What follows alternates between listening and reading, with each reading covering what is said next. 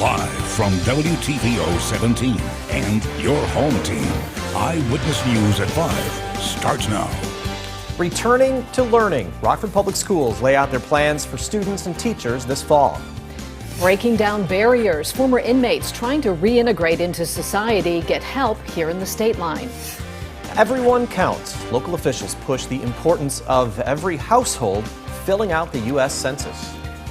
Good evening, I'm Mimi Murphy. And I'm Eric Wilson. Rockford Public Schools released an overview of the district's plan to head back to school. The plan has many factors for parents and students to consider. Alexis Carpello spoke with the superintendent. Alexis, what can the community expect? Well, Eric and Mimi, it's been a question on parents' minds across the state line. Just how will schools open up in the midst of a pandemic? Well, today, Rockford Public Schools superintendent gave an overview of what schools are going to look like getting back to school, beginning with schools starting September 1st. Early childhood will be in-person learning unless the student has a medical reasoning, while parents of elementary school students will get to decide between 5 days in person or remote. Middle and high school students are also given the option to choose, but this looks a little different. In-person learning students will be divided up into two groups, with actually only 2 days in the classroom and 3 days remote learning. Our plan ultimately attempts to incorporate all three of those very important concepts. They're not equally important. We certainly believe that safety has to be the #1 driver, but the need for equitable student achievement opportunities and the social emotional support of our students is also extremely important to us in our planning.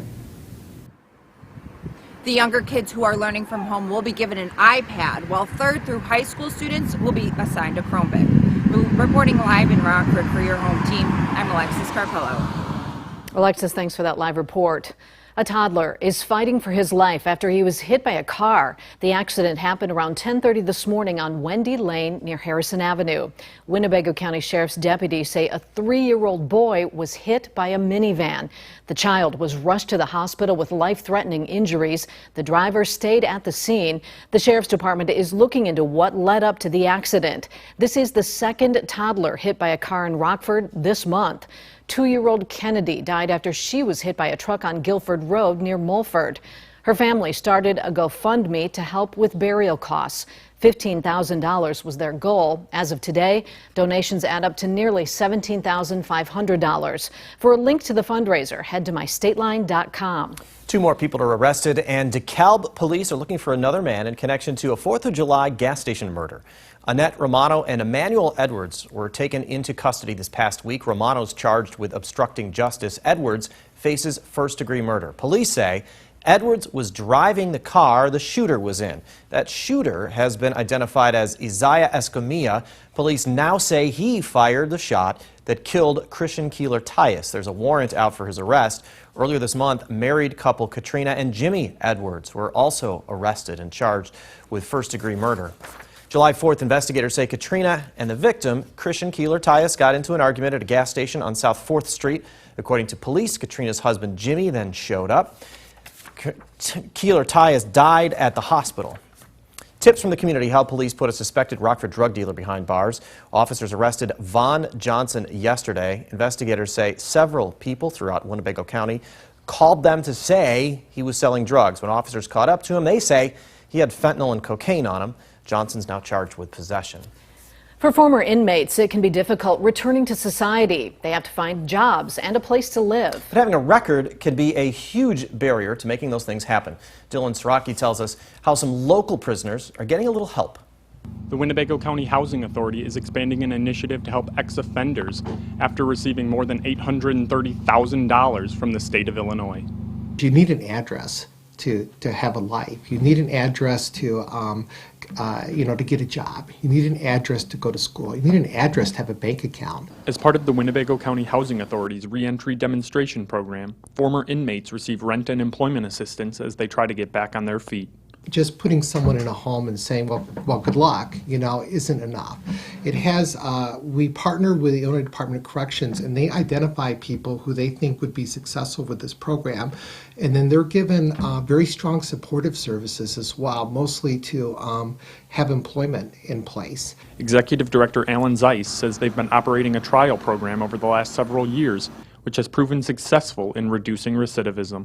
We were experiencing only a 10% recidivism, whereas right now for the state, it's 24% recidivism within 12 months. So obviously it's an impact on the safety for our community and a chance for people to reestablish themselves as members of the community. The $830,000 will go towards rent assistance vouchers for 30 housing units across the state line over the next 3 years. It allows them to get their foot in the door. And if they're able to, secure a place to live, they're able to be with their families and be in a community, it makes it a little bit easier for them to succeed.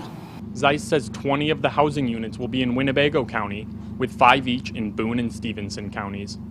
In Rockford, for your home team, I'm Dylan Saraki. The need for masks is evident as a free giveaway ends over an hour early in Beloit. Public Safety Wisconsin, a private security company, hosted the giveaway at the Piggly Wiggly on Prairie Avenue. They had about 180 masks to hand out over a 2-hour span. With dozens lining up, their supply ran out in less than 20 minutes. The company's owner bought the masks for employees back in March and decided to use the stockpile to hand out. Cases rising, I'll just give them away to the community. I grew up here, I've lived here all my life.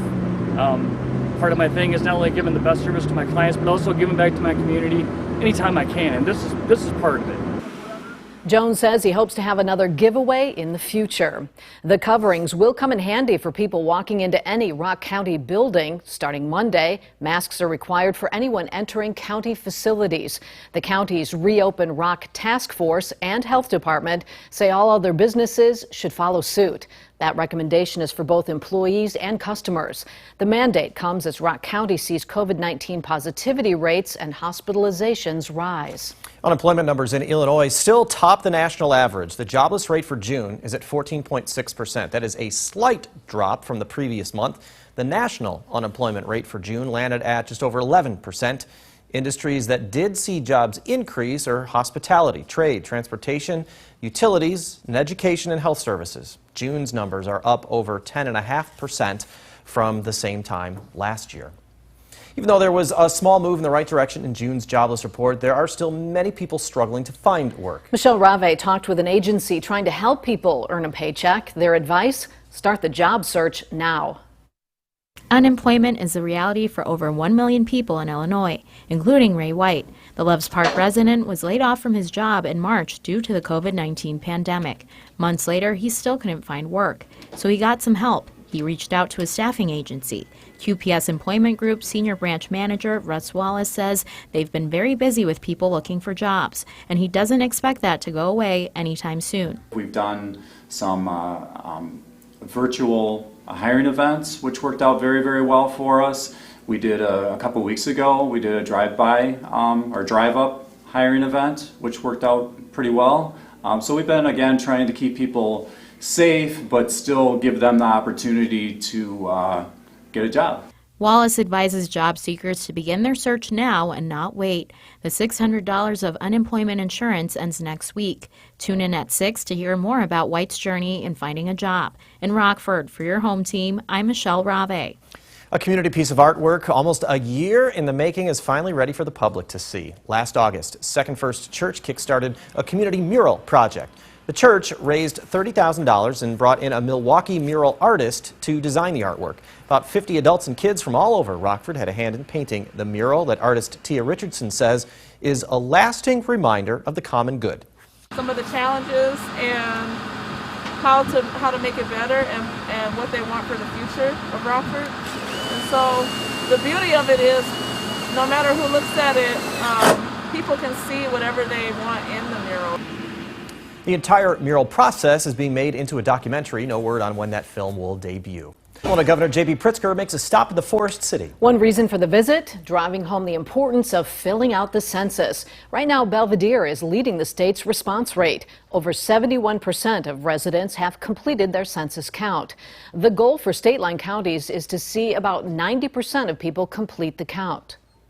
We are funded on a federal level based on the number of services and number of roads and number of schools that we have. And so if people aren't counted accurately, we're providing a lot of infrastructure and a lot of support for an inadequate amount of money.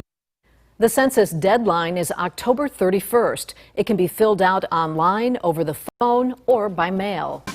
Now your first warned weather forecast with meteorologist Kevin Doom.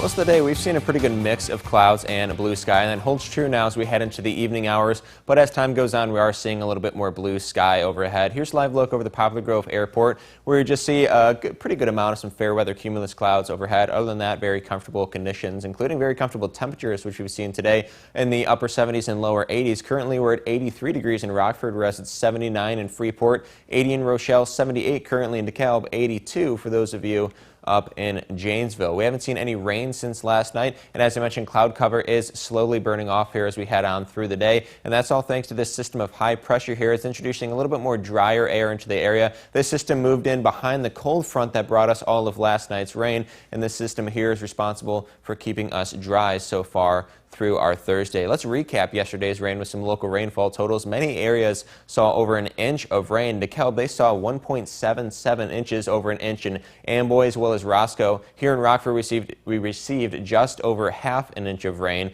which helped make up a little bit of a deficit we were seeing so far for the month. Before yesterday, we were over a half an inch shy of the month to date normal total at least, but now we're just shy of around 2/5 of an inch for the normal month today, but our temperatures are still far warmer than normal now that we're halfway through the month, and the heat here is not slowing down. In fact, it's going to ramp up as we head on through the weekend. We can expect temperatures to reach the upper 80s to lower 90s for Friday, Saturday, and Sunday, but dew points in the upper 60s to even the mid 70s will really drive up that humidity. That is going to make things feel more like the mid 90s tomorrow and the lower hundreds on both Saturday and Sunday as well. Looking ahead with our futurecast, conditions are going to remain quiet and clear through the rest of the evening and through the overnight hours of tonight as well. Heading into tomorrow morning, we expect partly cloudy skies overhead. No rain really expected for tomorrow, maybe just the slightest chance for a very light, very brief shower here and there throughout the day. Very similar story on Saturday, partly sunny skies.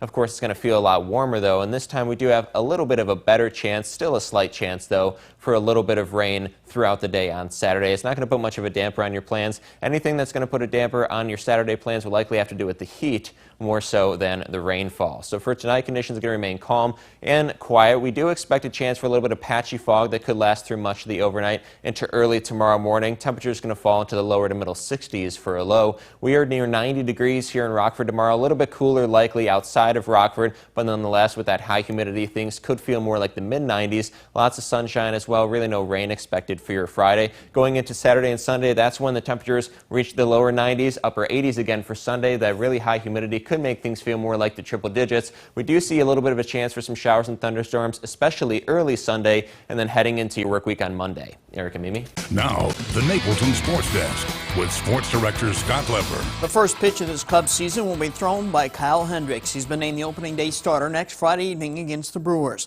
This will be Hendricks' first opening day assignment. He's not immune to big games. He's pitched in 10 playoff games. Last season, he had a record of 11-10. He's pitched well against the Brewers. His career ERA against them is 3.08. He gets the opening day nod over Yu Darvish from David Ross. Ross likes the way Hendricks has been throwing. Just a health. I think getting them stretched out as much as possible, getting the pitch count up, who's furthest along, who's sharp, who feels good, who feels healthy. All those things go into picking the open day starter, as well as just putting your best guys at the front. I've put in a lot of hard work, not only this past off season, but during the time off, quarantine, changing my routine workout-wise, so I feel stronger than ever before. And yeah, I want to be that guy for my team. The Rockford Rivets are playing 2 this evening in Loves Park since their game against Fond du Lac last night was rained out. The first game's already underway. The Blackhawks have 2 more elite prospects signed to contracts. Wisconsin Badgers captain and defenseman Wyatt Kalanick is one of them. As a junior last season, he accounted for 28 points in 36 games. The Blackhawks have also signed forward Pia Suter to an entry-level contract. He was the MVP of Switzerland's National A-League last season.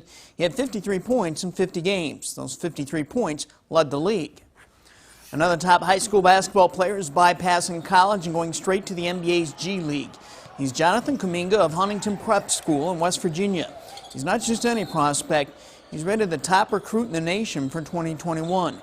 He is the 4th five-star recruit to announce he's passing on college for the G League, where he can get paid to play. For the 3rd straight week, another major local golf tournament will play out this weekend. The Alding Cup, the Alding Golf Club in Rockford. Kyle Selecta of Naperville has won this tournament the last 2 years, and he will be back to go for a three-peat.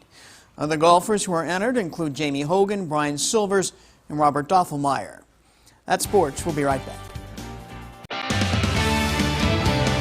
Temperatures are going to remain nice and calm through the rest of the evening as they have been all day. Temperatures will fall into the mid-60s for a low. Not expecting any rain through the night tonight. However, we could see some patchy fog develop overnight and last through the early morning hours of tomorrow. Tomorrow sort of kicks off this little mini heat wave we have coming for this weekend. Temperatures will be near 90 degrees here in Rockford, with the humidity making things feel more like the mid-90s. Lots of sunshine and no rain expected for your Friday. Slight chance of rain on Saturday, a little bit of a better chance on Sunday, particularly Sunday morning. But the heat is really what you have to worry about for your weekend. Upper 80s to lower 90s with dew points in the mid-70s could make things feel more like the lower hundreds through the weekend. Eric and Mimi? Sounds uncomfortable. That's maybe an understatement. Yeah, absolutely. All right, thanks, Kevin. Stay safe.